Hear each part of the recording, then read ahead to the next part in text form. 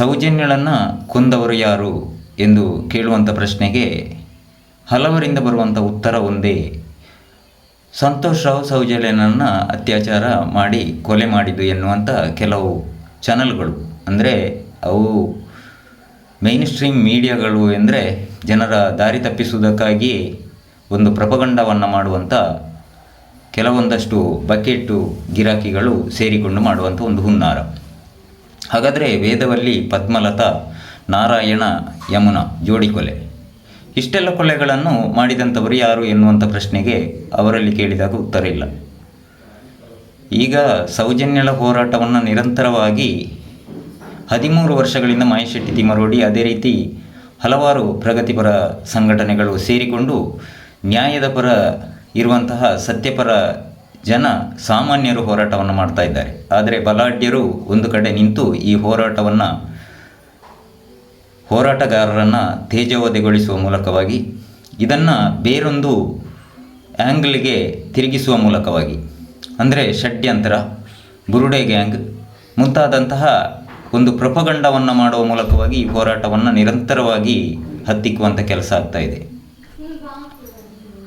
ಸೌಜನ್ಯ ಹೋರಾಟಗಾರರನ್ನು ನಿರಂತರವಾಗಿ ಒಂದು 150 ಗಂಟೆಗಳಷ್ಟು ಕಾಲ ತನಿಖೆಯನ್ನು ಮಾಡಿದರೂ ಸಹ ಯಾವುದೇ ರೀತಿಯ ಒಂದು ಷಡ್ಯಂತ್ರದ ಭಾಗ ಇರುವುದಿಲ್ಲ ಎನ್ನುವಂಥದ್ದನ್ನು ನ್ಯಾಯಾಲಯಕ್ಕೆ ಸರಕಾರಿ ವಕೀಲರ ಮುಖೇನವಾಗಿ ಒಂದು ದಾಖಲೆಯನ್ನು ಸಲ್ಲಿಸಿರುವಂಥದ್ದು ಕೂಡ ಈಗ ಎಲ್ಲ ಸೋಷಿಯಲ್ ಮೀಡಿಯಾಗಳಲ್ಲಿ ಇದೆ. ಆದರೆ ಅದನ್ನು ಯಾವುದನ್ನು ಕೂಡ ಮೇನ್ ಸ್ಟ್ರೀಮ್ ಮೀಡಿಯಾಗಳು ತೋರಿಸ್ತಾನೇ ಇಲ್ಲ. ಆದರೆ ಈ ಪ್ರಪಗಂಡವನ್ನು ಮಾಡುವಂತಹ ವ್ಯಕ್ತಿಗಳ ಹಿಂದೆ ಇರುವಂತಹ, ಆ ಷಡ್ಯಂತ್ರಗೊಳಿಸುವಂತಹ ಆ ಒಂದು ವಿಷ ಕಾರುವಂತಹ ಶಕ್ತಿ ಯಾವುದು ಅಂತ ಹೇಳುವಂಥದ್ದನ್ನು SIT ಬಹಿರಂಗಪಡಿಸ್ತದೆ ಎನ್ನುವಂಥ ಒಂದು ನೆಲೆಯಲ್ಲಿ SITಯನ್ನು ಬಹಳಷ್ಟು ನಂಬಿಕೆಯಿಂದ ಹೋರಾಟಗಾರರೆಲ್ಲರೂ ಕೂಡ ಸಪೋರ್ಟ್ ಮಾಡ್ತಾ ಬಂದರು. ಆದರೆ ಬರಬರುತ್ತಾ ರಾಯರ ಕುದುರೆ ಕತ್ತೆ ಎನ್ನುವಂತೆಯೇ ಒಂದು ಸರ್ಕಲ್ನ ಒಳಗೆ ನಿಂತು ಹೋರಾಟಗಾರರನ್ನೇ ಒಂದು ಷಡ್ಯಂತ್ರ, ಅದೇ ರೀತಿ ಬೆದರಿಸುವಂಥ ತಂತ್ರಗಾರಿಕೆಯನ್ನು ಮಾಡುವ ಮುಖೇನವಾಗಿ ಸಾಕ್ಷಿ ದೂರುದಾರರನ್ನೇ ಅಪರಾಧಿಗಳ ಸ್ಥಾನದಲ್ಲಿ ನಿಲ್ಲಿಸುವ ಮಟ್ಟಕ್ಕೆ ಈ ಒಂದು ವ್ಯವಸ್ಥೆ ಹೋಗಿದೆ ಅಂತೇಳಿದರೆ, ಹಾಗಾದರೆ ಜನಸಾಮಾನ್ಯರು ನ್ಯಾಯವನ್ನು ಕೇಳುವುದು ತಪ್ಪ? ಜನಸಾಮಾನ್ಯರಿಗೆ ತನ್ನ ಹಕ್ಕನ್ನು ಕೇಳುವಂಥ ಅಧಿಕಾರವೇ ಇಲ್ಲ. ನ್ಯಾಯಾಂಗ ವ್ಯವಸ್ಥೆಯಲ್ಲಿ ಇನ್ನೂ ಕೂಡ ನ್ಯಾಯ ಜೀವಂತವಾಗಿದೆ ಎನ್ನುವುದಕ್ಕೆ ಸಾಕ್ಷಿ, ಮೊನ್ನೆ ಅವರು ಹೋರಾಟಗಾರರಿಗೆ ಯಾವುದೇ ರೀತಿಯ ತೊಂದರೆಯನ್ನು ಕೊಡಬಾರದು ಎನ್ನುವಂಥ ತೀರ್ಪನ್ನು ಘನ ನ್ಯಾಯಾಲಯವು, ಹೈಕೋರ್ಟು ತೀರ್ಪನ್ನು ಎತ್ತಿ ಹಿಡಿಯಿತು. ಅದನ್ನು ಈ ಮೇನ್ ಸ್ಟ್ರೀಮ್ ಮೀಡಿಯಾಗಳು ಯಾವ ರೀತಿ ಪ್ರೊಜೆಕ್ಟ್ ಮಾಡಿದವು ಅಂತೇಳಿದರೆ, ಈ ಒಂದು ಹೋರಾಟಗಾರರು ಇಡೀ ಪ್ರಕರಣಕ್ಕೆ ಸ್ಟೇಯನ್ನು ಕೊಡಬೇಕು, ಇದನ್ನು ಯಾವುದೇ ರೀತಿಯ ತನಿಖೆಗೆ ಒಳಪಡಿಸಬಾರದು ಎನ್ನುವ ರೀತಿಯಲ್ಲಿ ಇವರು ಕೋರ್ಟಿಗೆ ಹೋಗಿದ್ದಾರೆ ಎನ್ನುವ ರೀತಿಯ ಒಂದು ತನ್ನ ಕಾರ್ಡನ್ನು ಪ್ಲೇ ಮಾಡ್ತಾ ಬಂದು. ಆದರೆ ಜನಸಾಮಾನ್ಯರು ಯಾರು ಕೂಡ ಮೇನ್ ಸ್ಟ್ರೀಮ್ ಮೀಡಿಯಾಗಳನ್ನು ವೀಕ್ಷಿಸ್ತಾ ಇಲ್ಲ. ಎಲ್ಲ ಸೌಜನ್ಯಪರ, ನ್ಯಾಯಪರ ಹೋರಾಟಗಾರರು ಕೆಲವೊಂದಷ್ಟು ಯೂಟ್ಯೂಬ್ಗಳು ಸತ್ಯಪರ ವರದಿಯನ್ನು ಮಾಡ್ತಾ ಇವೆ. ಅವುಗಳನ್ನು ವೀಕ್ಷಿಸ್ತಾ ಈ ಒಂದು ದಿನದ ಪ್ರತಿಯೊಂದು ಅಪ್ಡೇಟ್ಗಳನ್ನು ನೀಡ್ತಾ ಇರುವಂತಹ ಸಾಮಾನ್ಯ ಜನರು ನಡೆಸುವಂಥ ಒಂದು ಯೂಟ್ಯೂಬ್ಗಳನ್ನು ವೀಕ್ಷಿಸ್ತಾ ಇದ್ದಾರೆ.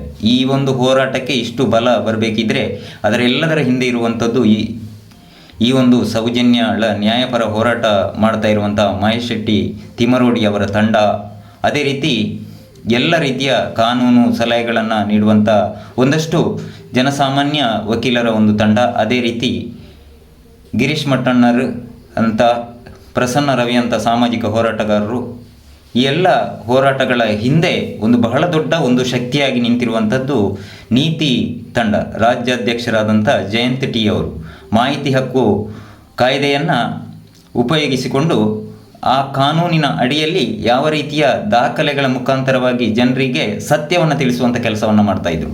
ಆದರೆ ಅವರ ಇಡೀ ಕುಟುಂಬವನ್ನು ಒಂದು ತೇಜೋವಧೆಗೊಳಿಸುವ ಮೂಲಕವಾಗಿ, ಅವರನ್ನು ಬೆದರಿಸುವ ತಂತ್ರಗಾರಿಕೆಯನ್ನು ಮಾಡುವ ಮೂಲಕವಾಗಿ ಈ ಒಂದು ಪ್ರಕರಣವನ್ನೇ ದಾರಿ ತಪ್ಪಿಸುವಂಥ ಹಂತಕ್ಕೆ ಈ ಒಂದು ವ್ಯವಸ್ಥೆ ಹೋಗಿದೆ ಅಂತೇಳಿದರೆ, ಹಾಗಾದರೆ ಜನಸಾಮಾನ್ಯರು ಯಾವ ರೀತಿಯಲ್ಲಿ ನ್ಯಾಯವನ್ನು ಕೇಳಬೇಕು?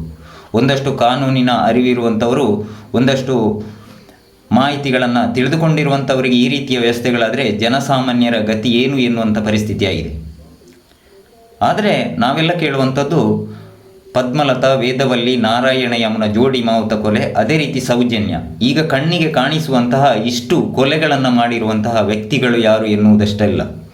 462 ಅಸಹಜ ಸಾವುಗಳು. ಅದೇ ರೀತಿ ಈಗ ಮೊನ್ನೆಯಷ್ಟೇ ದಾಖಲೆಗಳು ಸಿಗ್ತಾ ಇದೆ. ಸುಮಾರು 70ರಿಂದ ಹೆಚ್ಚು ಶವಗಳನ್ನು ಅನಧಿಕೃತವಾಗಿ ಹೂತು ಹಾಕಲಾಗಿದೆ. ಆದರೆ ಅಲ್ಲಿ ಯಾವುದೇ ರೀತಿಯ ಅದಕ್ಕೆ ಕಾನೂನಾತ್ಮಕವಾಗಿ ಯಾವುದೇ ಪ್ರೊಸೀಜರ್ಗಳನ್ನು ನಡೆಸದೆ ಆ ಹೆಣವನ್ನು ಹೂತು ಹಾಕಿರುವಂಥ ವ್ಯಕ್ತಿ ಯಾರು ಎನ್ನುವಂಥದ್ದನ್ನು ಕೇಳಿದರೆ ದೇವಸ್ಥಾನಕ್ಕೆ ಅಪಚಾರ, ಆ ಒಂದು ಕ್ಷೇತ್ರಕ್ಕೆ ಅಪಚಾರ ಎನ್ನುವಂಥ ಮಾತನ್ನು ಈ ಜನಪ್ರತಿನಿಧಿಗಳು ಇವರು ಏನು ತಲೆಯಲ್ಲಿ ಯಾವುದಾದರೂ ಒಂದು ರೀತಿಯ ಅಮಲನ್ನು ತುಂಬಿಕೊಂಡಿದ್ದಾರೆ ಎನ್ನುವಂಥ ಭಾವನೆ ನಮಗೆ ಬರ್ತಾ ಇದೆ. ಜನಸಾಮಾನ್ಯರ ಓಟು ಬೇಕು, ಆದರೆ ಜನಸಾಮಾನ್ಯರಿಗೆ ನ್ಯಾಯ ಕೊಡಿಸುವಂಥ ಒಂದು ಕನಿಷ್ಠ ಪರಿಜ್ಞಾನವನ್ನು ಕೂಡ ಆಲೋಚನೆ ಮಾಡದೆ ಎಲ್ಲವನ್ನ ತಮ್ಮ ಮೂಗಿನ ನೇರಕ್ಕೆ ಮಾಡಿಕೊಂಡು ಹೋಗುವಂಥ ಈ ರಾಜಕಾರಣಿಗಳಿಗೆ ಮುಂದಿನ ದಿನಗಳಲ್ಲಿ ಜನಗಳೇ ಉತ್ತರವನ್ನು ನೀಡಬೇಕು ಅಂತ ಹೇಳುವಂಥ ಮಾತನ್ನು ಕೂಡ ನಾನು ಹೇಳ್ತಾ, ಎಲ್ಲ ಹೋರಾಟಗಾರರು ಯಾವುದೇ ರೀತಿಯ ಧೃತಿಯನ್ನು ಕೆಡಬೇಕಾಗಿಲ್ಲ. ಸತ್ಯ ಎನ್ನುವಂಥದ್ದು ಇಂದಲ್ಲ ನಾಳೆ ಮಣ್ಣಿನ ಭೂಮಿಯ ಅಡಿಯಲ್ಲಿ ಹೂತಿಟ್ಟರೂ ಕೂಡ ಯಾವ ರೀತಿ ಅದು ಈ ಚಿನ್ನ ಹೊಳೆಯುತ್ತದೆ, ಅದೇ ರೀತಿ ಸತ್ಯ ಎನ್ನುವಂಥದ್ದು ಯಾವುದೇ ಕಾರಣಕ್ಕೂ ಕೂಡ ಸತ್ಯವನ್ನು ಮುಚ್ಚಿಸಲಿಕ್ಕೆ, ಜನಸಾಮಾನ್ಯರ ಬಾಯಿಯನ್ನು ಮುಚ್ಚಿಸಲಿಕ್ಕೆ ಸಾಧ್ಯ ಇಲ್ಲ. ದೊಡ್ಡ ಮೇನ್ ಸ್ಟ್ರೀಮ್ ಮೀಡಿಯಾಗಳನ್ನು ಮುಚ್ಚಿಸ್ಬೋದು, ಆದರೆ ಚಿಕ್ಕ ಚಿಕ್ಕ ಜನಸಾಮಾನ್ಯರು ನಡೆಸುವಂಥ ಯೂಟ್ಯೂಬರ್ಗಳು ಮುಂದೆ ಈ ಸತ್ಯವನ್ನು ಇಡೀ ಲೋಕಕ್ಕೆ ತಿಳಿಸುವಂಥ ಕೆಲಸವನ್ನು ಮಾಡ್ತಾ ಇದ್ದಾರೆ. ಅದೇ ರೀತಿ ಜಯಂತಿ ಟಿ ಹಾಗೂ ಹೋರಾಟಗಾರರ ಹಿಂದೆ ನಮ್ಮಂಥ ಜನಸಾಮಾನ್ಯರು ನಿಂತು ಅವರಿಗೆ ಬೆಂಬಲವನ್ನು ನೀಡ್ತೇವೆ ಎನ್ನುವಂಥ ಮಾತನ್ನು ಕೂಡ ಹೇಳ್ತಾ, ಜಸ್ಟಿಸ್ ಫಾರ್ ಸೌಜನ್ಯ. ಎಲ್ಲರಿಗೂ ನಮಸ್ತೆ. ನಾನೋರ್ವ ಸಾಮಾಜಿಕ ಕಳಕಳಿ ಇರುವಂತಹ ಸೌಜನ್ಯ ನ್ಯಾಯಪರ ಹೋರಾಟಗಳಲ್ಲಿ ತೊಡಗಿಸಿಕೊಂಡಿರುವಂಥ ಓರ್ವ ಜನಸಾಮಾನ್ಯ ವ್ಯಕ್ತಿ. ನಾನು ಇವತ್ತು ಒಂದು ವಿಚಾರದ ಬಗ್ಗೆ ನಿಮಗೆ ತಿಳಿಸಲೇಬೇಕಾದಂಥ ಈ ವಿಡಿಯೋವನ್ನು ಮಾಡ್ತಾ ಇದ್ದೇನೆ. ಸೌಜನ್ಯಳನ್ನು ಕೊಂದವರು ಯಾರು ಎಂದು ಕೇಳುವಂಥ ಪ್ರಶ್ನೆಗೆ ಹಲವರಿಂದ ಬರುವಂಥ ಉತ್ತರ ಒಂದೇ: ಸಂತೋಷ್ ರಾವ್ ಸೌಜನ್ಯನನ್ನು ಅತ್ಯಾಚಾರ ಮಾಡಿ ಕೊಲೆ ಮಾಡಿದ್ದು ಎನ್ನುವಂಥ ಕೆಲವು ಚಾನಲ್ಗಳು, ಅಂದರೆ ಅವು ಮೈನ್ ಸ್ಟ್ರೀಮ್ ಮೀಡಿಯಾಗಳು ಎಂದರೆ ಜನರ ದಾರಿ ತಪ್ಪಿಸುವುದಕ್ಕಾಗಿ ಒಂದು ಪ್ರಪಗಂಡವನ್ನು ಮಾಡುವಂಥ ಕೆಲವೊಂದಷ್ಟು ಬಕೆಟ್ಟು ಗಿರಾಕಿಗಳು ಸೇರಿಕೊಂಡು ಮಾಡುವಂಥ ಒಂದು ಹುನ್ನಾರ. ಹಾಗಾದರೆ ವೇದವಲ್ಲಿ, ಪದ್ಮಲತಾ, ನಾರಾಯಣ ಯಮುನ ಜೋಡಿ ಕೊಲೆ, ಇಷ್ಟೆಲ್ಲ ಕೊಲೆಗಳನ್ನು ಮಾಡಿದಂಥವರು ಯಾರು ಎನ್ನುವಂಥ ಪ್ರಶ್ನೆಗೆ ಅವರಲ್ಲಿ ಕೇಳಿದಾಗ ಉತ್ತರ ಇಲ್ಲ. ಈಗ ಸೌಜನ್ಯಳ ಹೋರಾಟವನ್ನು ನಿರಂತರವಾಗಿ 13 ವರ್ಷಗಳಿಂದ ಮಹೇಶ್ ಶೆಟ್ಟಿ ತಿಮರೋಡಿ, ಅದೇ ರೀತಿ ಹಲವಾರು ಪ್ರಗತಿಪರ ಸಂಘಟನೆಗಳು ಸೇರಿಕೊಂಡು ನ್ಯಾಯದ ಪರ ಇರುವಂತಹ, ಸತ್ಯಪರ